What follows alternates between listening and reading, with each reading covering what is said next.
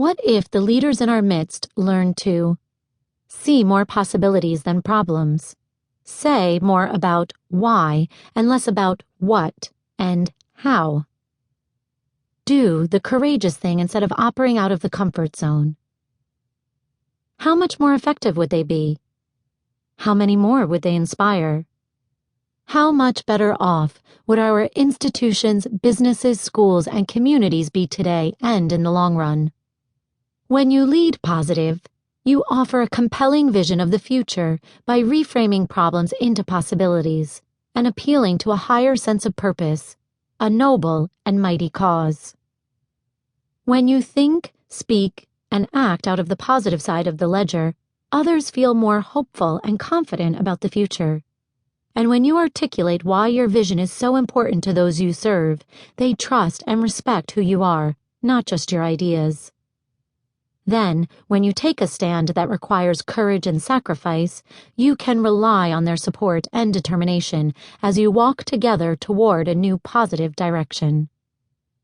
Turning those what-ifs into leadership realities is what this book is all about. My promise to all leaders is that when they shift what they see, say, and do toward what is possible and positive, they will get further and do so faster.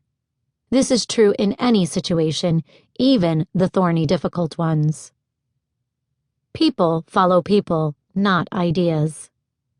It's no wonder that public confidence in leadership has been declining. The leaders who know how to lead positive are in short supply. But if you look a little deeper, you will find that it is an over-reliance on conventional leadership practices, not the leaders themselves, that are failing us. Conventional leadership emphasizes planning, organizing, setting a direction, developing strategies, and then executing. These approaches are necessary, but they do not inspire. Relying on these practices alone leaves out the most powerful act of leadership: inspiring followers to action. And in order to inspire, leaders must be self-confident and optimistic in all they see, say, and do. I have found that highly effective leaders approach themselves, others, and the situations they find themselves in from a base of positivity. They take the time to see the good in each moment and share positive learnings with others, creating energizing pauses along the path to goal achievement.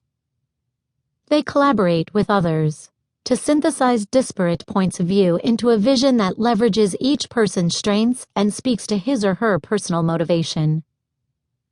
It is easy for leaders to forget that leading is as much about inspiring the imagination and actions of their followers as it is about getting the direction and strategy right. But research tells us that when people at every level feel they are a part of creating the vision, their ownership and commitment to execution grow exponentially. The asset-based thinking advantage for leaders. Asset-based thinking, ABT, means to look at yourself and the world through the eyes of what is working, what strengths are present, and what the potentials are.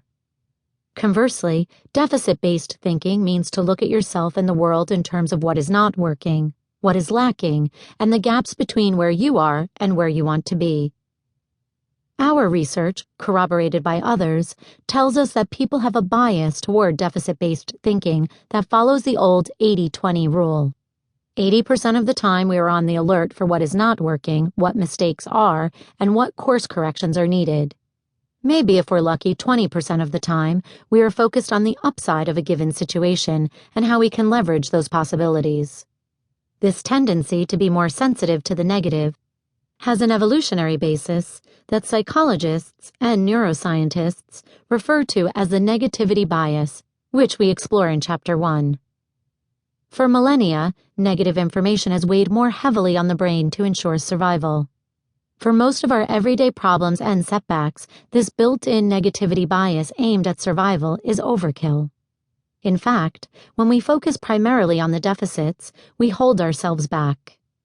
By focusing your attention on what is wrong, you may be able to correct the mistake, but you also risk losing out on unforeseen opportunities, particularly in today's rapidly changing business landscape.